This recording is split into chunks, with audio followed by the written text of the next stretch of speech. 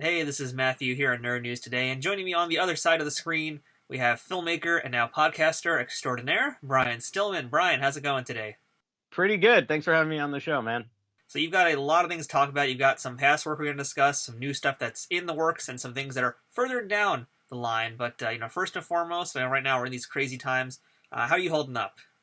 I'm doing well. It's like you say, crazy times. Everything's a little weird, especially here in New York City. It's a very different city under these circumstances. But my wife and I are holed up in our apartment with our cat and doing what we can to stay safe and keep busy. All right, so Brian, last time we talked to you, you were promoting Eye of the Beholder, which is now available on Amazon Prime, all sorts of other places. That's your D&D artist documentary. So how are things going with that film? I know you've been promoting it and getting eyes on it lately. Yeah, it's been going really well. Eye of the Beholder, The Art of Dungeons and Dragons. It's a project that I did with two of my partners, Kelly Slagle. She was co-director and editor on it, and Seth Polanski, who was a co-producer on it. We were all co-producers. Yeah, I mean, it came out. Let's see, it came out in May, I think. I want to say May, but that seems like wow. It's a long time Yeah. ago now. I know it's so weird to say, but and since then it's been doing really well. Lots of people seem to enjoy it, which is kind of all you can really ask for out of a documentary, out of a movie. And it's been fun getting into all the conversations that it's helped like create when we talk to other people.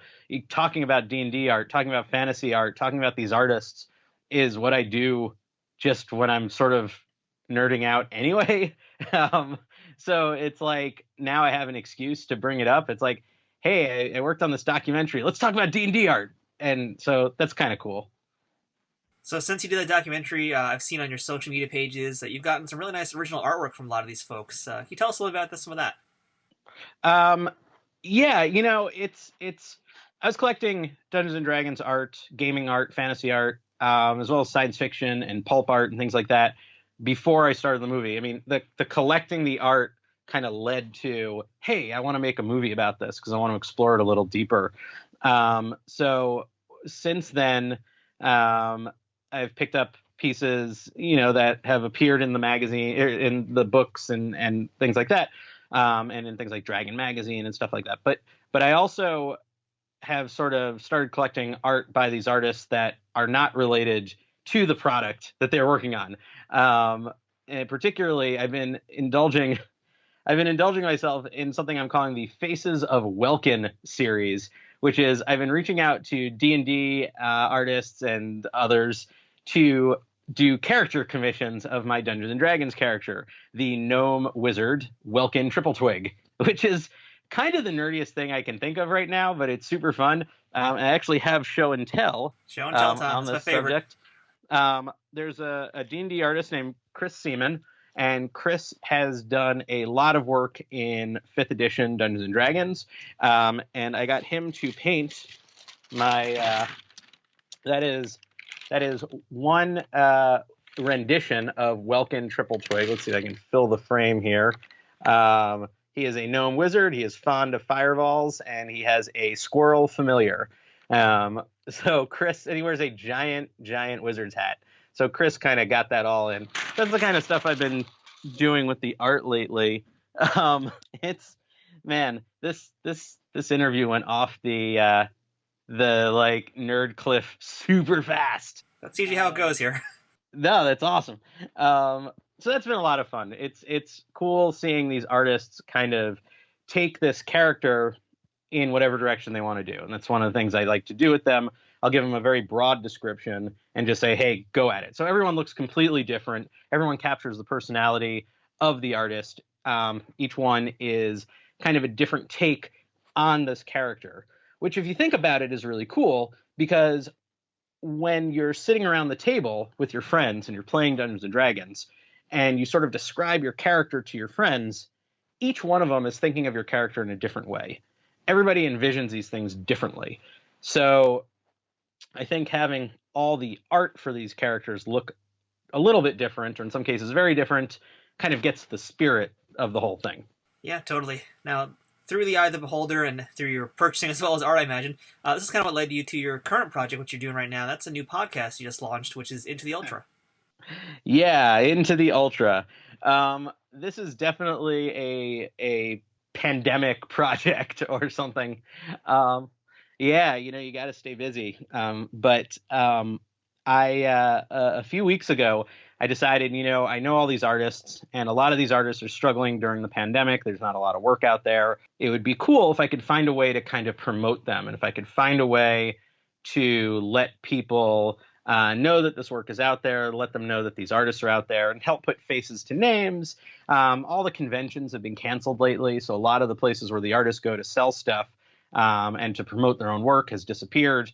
And a lot of places that we fans go to meet these artists and to see these artists and to look at their work has disappeared, have disappeared. So I thought, okay, what can I do to maybe tackle that? And I thought, well, it'd be fun to interview these people. It'd be fun to get back on the well, I was going to say in front of the video camera, but whatever we're using to talk to them.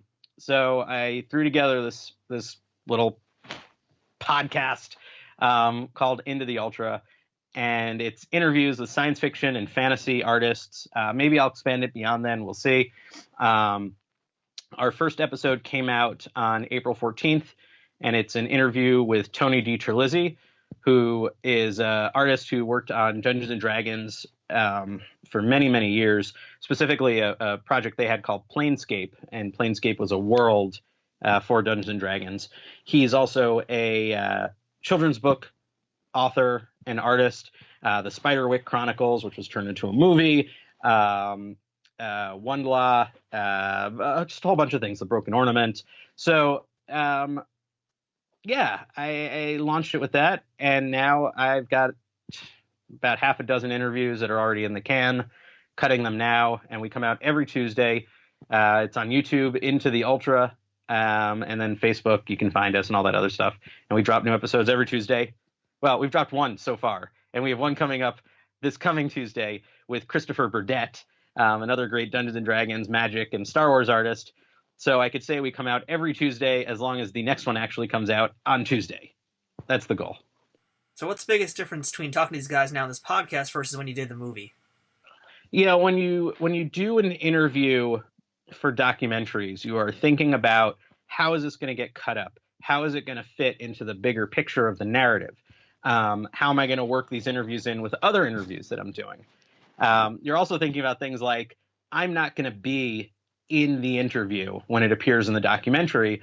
So you want to make sure that the people you're talking to say the things that they need to say to contextualize their answer. The sort of example I always give is if I ask someone on camera, what's your favorite color? And their answer is simply blue. Well, when the time comes to cut the interview later, blue doesn't do much. What I really need them to say is, my favorite color is blue, or I discovered I loved blue when I learned I hated red. I don't know, whatever. Lousy red. Well, when you're doing a podcast, though, you don't have to worry about that because your questions are there. If they answer something in a way that doesn't convey enough information, you can always just jump in and be like, oh, yeah, that was that thing that you did in 1989 for TSR or whatever. So there's a sort of weird freedom in the conversation. On the other hand, things get rambly really quickly if you're not careful. And I'm sure I'm guilty of it myself. And because there isn't as much editing involved, I need to be more aware of kind of where the interview is going and how it's developing. I've done a lot of live interviewing before. I've been a correspondent, news correspondent for many years. And I do a lot of stuff with a company that does interviews at places like the Consumer Electronics Show and things like that. So I'm used to asking questions kind of on the fly, and I'm used to controlling an interview in that way, but it's very different than documentary work. I haven't decided yet if I like it more or less yet, but you keep doing it. Can you tease any of the other names you got coming up in the following weeks? You just mentioned guest number 2, and by the time this episode airs, guest number 2's interview will be out. We got a link below. But any teaser about who we might see in the month ahead? Absolutely. In no particular order, because I'm still figuring out the kind of rough schedule. On Into the Ultra, I'll be interviewing D&D and Magic artist named Steve Prescott, who also worked for White Wolf on games like Vampire the Masquerade. I'll be interviewing Sarah Dollinger, who is a creature designer, and she's done gaming work in the past. a guy named Jeremy Wilson, who is a great artist who's done Magic the Gathering and comic book covers. And his art is very design driven and has all sorts of really interesting techniques in it. So his stuff's really cool. I'm interviewing someone named Doug Stainat, and Doug is a sculptor. So we decided to, break out of just two-dimensional work.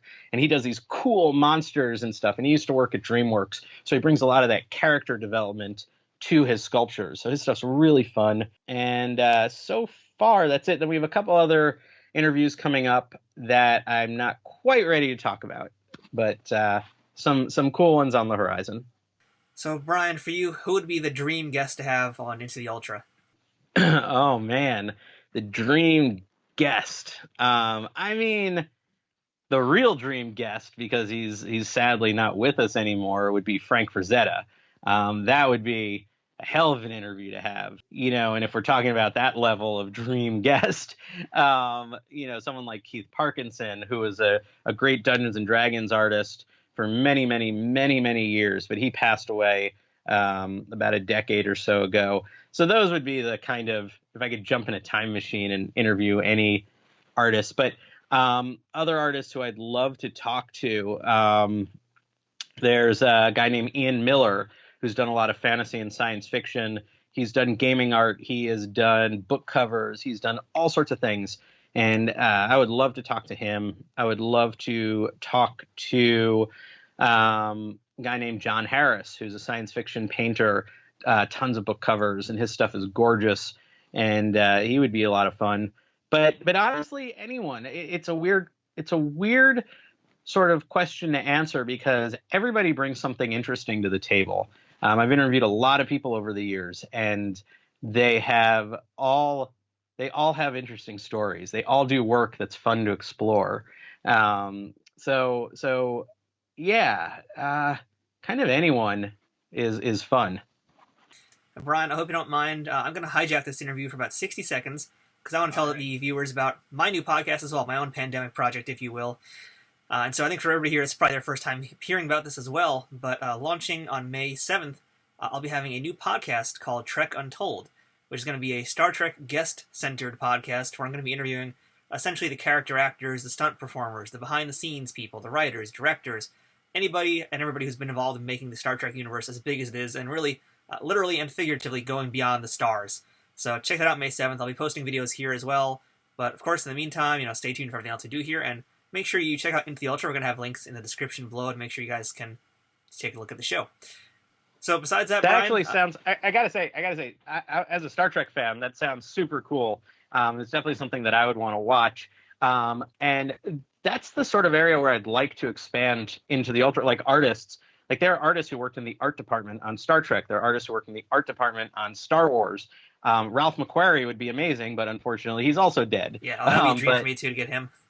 But those type of people, I think, are absolutely relevant to the kind of, when you're discussing science fiction art, the production artists on movies and things like that, I think are absolutely relevant to the conversation because everything influences everything else. So you could talk to a gaming artist, you could talk to a book cover artist, and you can talk to a production artist, someone like Doug Drexler or Mike Okuda from Star Trek, and contribute to that conversation, that bigger conversation about what is science fiction art, what is fantasy art, what is this genre art that we explore through these things. So that stuff would be great as well, and certainly something that I'd want to listen to and learn more about.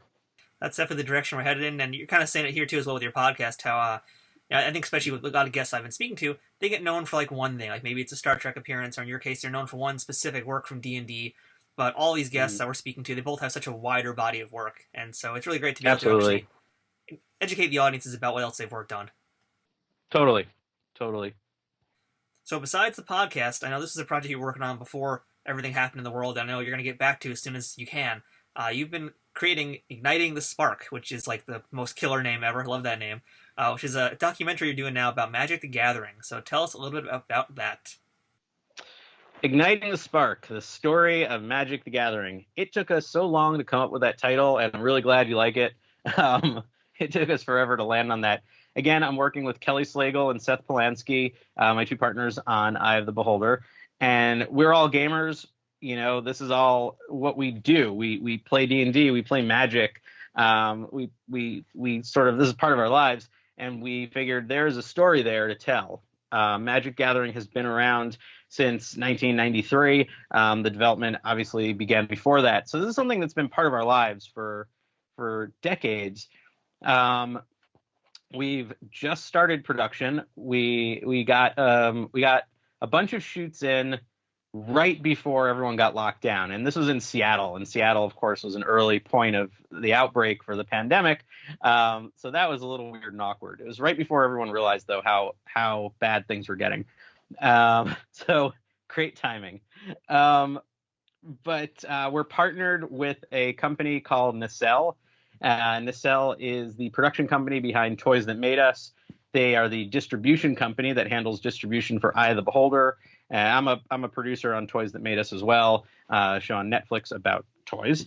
And we went to them to see if they wanted to distribute Igniting the Spark, and if we could sort of get hooked up with them before it was done, so we could bring to bear some of the resources that they've got. So far that's been going great. They've helped us a lot, and helped us sort of elevate the production side of our filmmaking, give us the freedom that we need to make the movie a little bit differently than we did when we made Eye of the Beholder. One of the really cool things about working on Igniting the Spark is that you get to meet so many people who are involved in the creation of Magic the Gathering. So we met like Richard Garfield, who created the game. He invented it. He developed not just a new card game, he developed a whole new category of gaming. The first collectible card game, trading card game. It never existed before Magic the Gathering. So that's kind of amazing. We got to talk to Peter Atkinson, who he started Wizards of the Coast to publish Magic the Gathering. Well, he started to publish other things, but he was the publisher of Magic the Gathering. He owns Gen Con. So that was really cool to sort of talk to these people and dig into their histories and dig into the history of this product. It's been a lot of fun. So just like when you did Eye of the Beholder and you got to handle all this really amazing artwork, and with Plastic Galaxies you got to be around all those amazing Star Wars figures, as you're doing Igniting the Spark, what have you been privy to see and hold in your hands that you would normally not be able to? We've only just started production, so we haven't had a chance to dig deep into people's collections or into archives or things like that.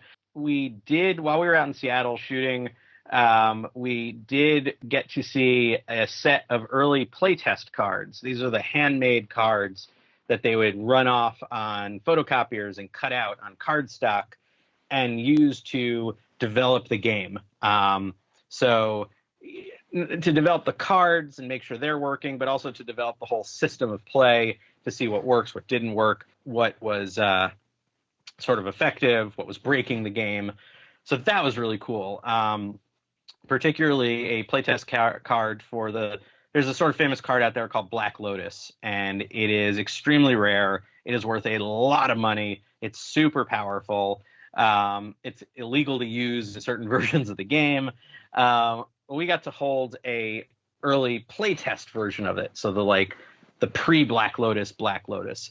We also got to see what's known as like a Power 9 a deck with the Power 9 cards in it. Basically 9 cards that are immensely powerful, and basically set up such that you could win in one turn using these 9 cards if you have them in your deck and you draw them in the right order. So things like that.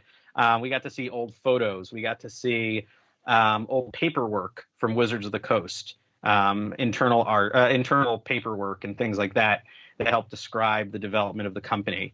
That's the type of stuff I love digging into. So that was a lot of fun. And as you've been creating this documentary, you also got into playing Magic the Gathering a little bit deeper. So how's that journey been for you? Humbling. Very, very, very humbling. I first played Magic back in the 90s and couldn't quite wrap my head around it. I played Dungeons and Dragons a lot. I played a lot of role-playing games, but this card game really was weird to me. The idea of collecting these things really kind of freaked me out, and having to build a deck. I was like, how can I wrap my head around this? So I got out of it for a long time. My partners played My partner Seth has been playing his whole life practically, so he's as deep into it as it gets. But when we started working on Eye of the Beholder, actually, we would be out on the road, and Seth said, "Hey, do you want to play Magic? We're sitting in a hotel room, we got nothing else to do." I was like, "Cool." So I started playing and was terrible at it, and got my ass handed to me every possible way. But since then, I've been getting better. Been getting better. The humbling experience was the second night I'd ever really played Magic in decades. The very second night, Seth says, "Okay, we're gonna go play Friday Night Magic. We're gonna go to a game store and play Magic because that's how you're gonna get better." I was like, "Oh man, I don't want to do this. I'm gonna get killed. I'm gonna be embarrassed." He's like, "No, it'll be fine." So we go, and the first game I play against some guy, I guess he was kind of a beginner also, and I won. Couldn't believe it. Okay, cool. Confidence climbing a little bit. Play against some other guy. I win again. I'm like, all right, I'm feeling like I'm in control of the situation. Then I sit down across from this kid, had to have been 9 years old, maybe 10, maybe 11 on the outside. And that kid beat me so hard, I was literally bruised.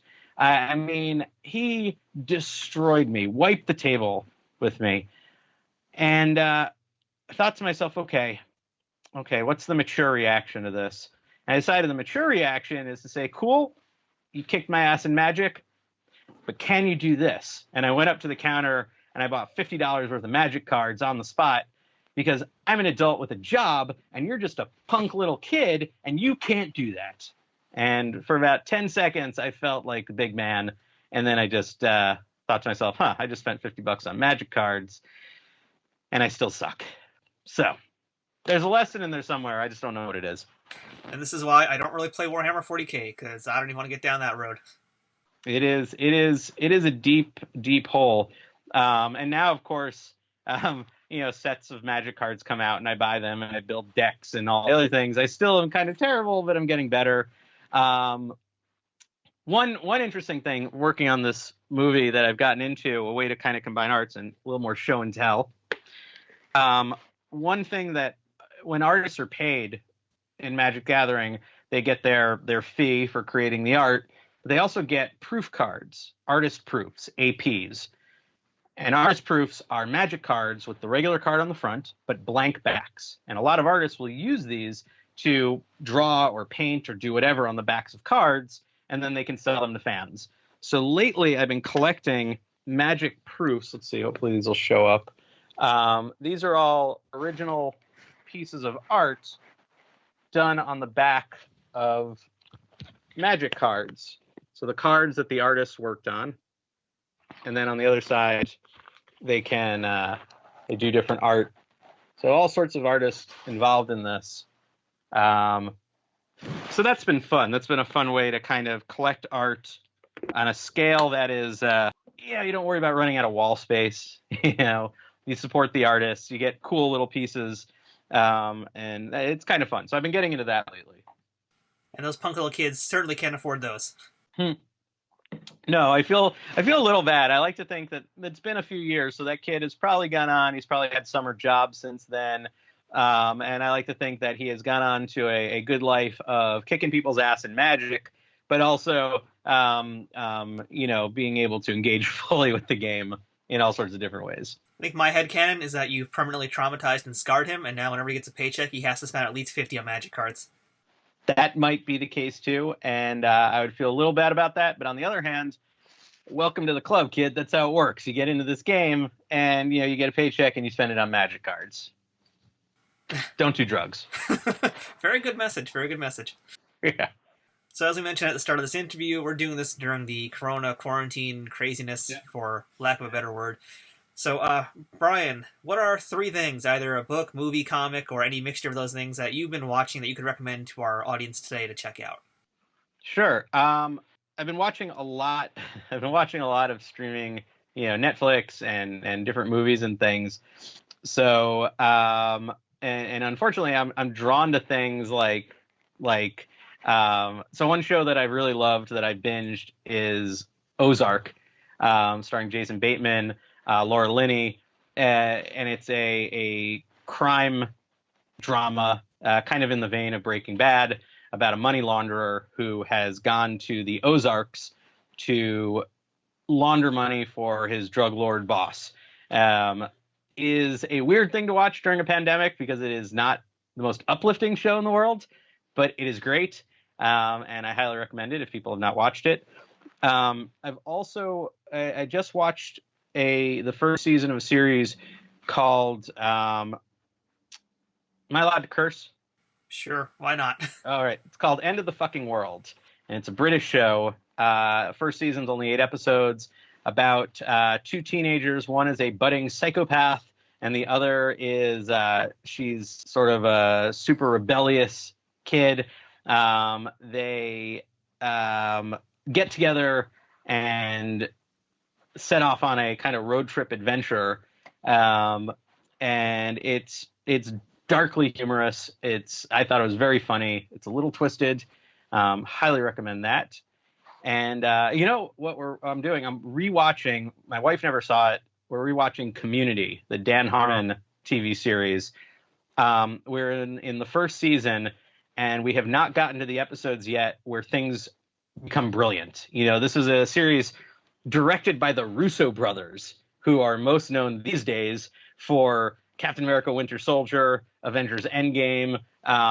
You know, they've gone on to become huge action and genre directors, but they started on a comedy series called Community, and it is such a brilliant show. They bring so much to it, but that doesn't really kick off until probably the Chicken Fingers episode, which is episode 21, which we are 2 away from. So I keep having to tell my wife, just trust me. It's all about the Chicken Finger episode and the paintball episodes.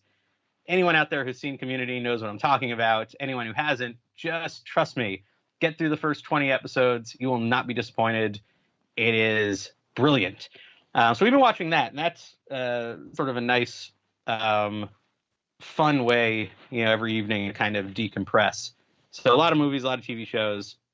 That's what comes to mind at the moment. So my picks for this week, because of course we're talking to Brian Stillman, so you need to go on Amazon Prime and you need to check out first Plastic Galaxies, which was his documentary all about Star Wars action figures. Then after that, you go over to Eye of the Beholder, and you can see what we've been talking about during this interview with all the D&D artwork, history, and that kind of stuff. And hey, while you're at it, why don't you check out one of my documentaries, because I got a bunch of those too that I never talk about on this website here. So check out Nothing Changes, Art for Hank's Sake. I'm going to have links below for everything and descriptions of what they all are. So that's your homework this week, is watch all of our stuff, please. I really enjoyed your documentary, man. I was struck by how kind of cool Hank was, the level of encouragement that I got as an artist just from watching his experience. You know what I mean? Was inspiring and very surprising in the sense that you watch these things and you don't expect to walk away feeling like, all right, this guy's spirit is out there, and he's kind of encouraging everyone to just go out and make art, whatever that art is. So I really enjoyed that about your movie, man. You really captured that in a way that I thought was super impressive and really engaging. Oh, thank you. That's what I've been hearing from anybody who's watched it, and that's been, with very little advertisement whatsoever of this film, I've gotten so many viewers and comments, and now there's Hank Vergona fan artwork on Twitter and Instagram. It's kind of like we've created a whole new cult for him, which is, I wish you're still here to enjoy it, but it's really exciting to watch it happen now. All right, so Brian, one of the last things I want to talk to you about, of course, is since we are in this weird post-apocalyptic dystopia now, and you're the big D&D guy, you're the one who taught me how to play D&D. You ran my first session, which is amazing. So who else have you been introducing to D&D through things like Roll20 and that kind of thing? Introducing to D&D, I did run a beginner game online using Roll20, using Discord and stuff. So I ran a beginner game for a bunch of friends, but mostly I've been playing D&D with my two sort of more experienced groups. One's the regular game that I play every week. We've been using Roll20 and Facebook chat, actually. And that's a game I play in. Welkin Triple Twig, who I mentioned earlier, the Gnome Wizard. Shout out for Welkin. That's the game that I play him in. So my friend and I trade off 6 months or so. He'll run a game. The next 6 months, I'll run a game. He'll get to play. And I've also been playing with a bunch of friends who live down in Texas, who I normally see at conventions because all the conventions are canceled this year. We've been getting together online to play, and that's a game I've been running. So it's nice having that weekly sort of routine to fall back on. It's very easy to kind of, like, I keep talking to my wife, and we like, time has become this concept that doesn't matter anymore. It's like, the work I've been doing from home, I can kind of do anytime. So I sleep late, I stay up super late. It's this weird kind of amorphous blob. I don't know what day it is, which is not too different from being a freelancer sometimes, but whatever. But having that kind of scheduled game, that scheduled routine week to week, playing D&D twice a week, has actually been really helpful and a really good way to kind of just stay focused and to stay connected with people. So I highly recommend anyone out there, if you play Dungeons and Dragons and you've been a little hesitant to get involved playing it digitally, because I realize it is a weird idea, check out Roll20 if you like using battle maps and things like that. Facebook group chat, Discord, all these different sources, things you can use, Skype that you can use to communicate with your friends. Take a look at it. It's absolutely a blast, and it very quickly feels like D&D. Very quickly feels like the experience you have when you sit around the table with friends. So it's a good way to stay involved, a good way to stay connected, and to have some level of socialization in these very, very, very, very, very weird times that we live in. So if you've always wanted to play D&D, now's your time to do it, because you've got plenty of that. Absolutely. Absolutely. So, Brian, again, you've got tons of things for folks to look at. We're going to have links below so that we can make sure they know how to find Into the Ultra, your Tuesday podcast, and as well as keep up to date on Igniting the Spark, and also make sure they check out your other previous works, Eye of the Beholder, Plastic Galaxy. So, again, there's going to be links below for all of that stuff, because there's a lot to go through. And I hope everybody out there checks them all out. So, Brian, thanks so much for your time, and good luck in the zombie apocalypse that's coming soon our way. Thank you. I mean, I feel like zombies are on the horizon. We've had all sorts of weirdness these last few years, and zombies seem like right next on the list. I mean, on the plus side, when the zombies come, there'd be a lot less toilet paper shortage. That's true. Thanks for having me, Matt. All right, thank you.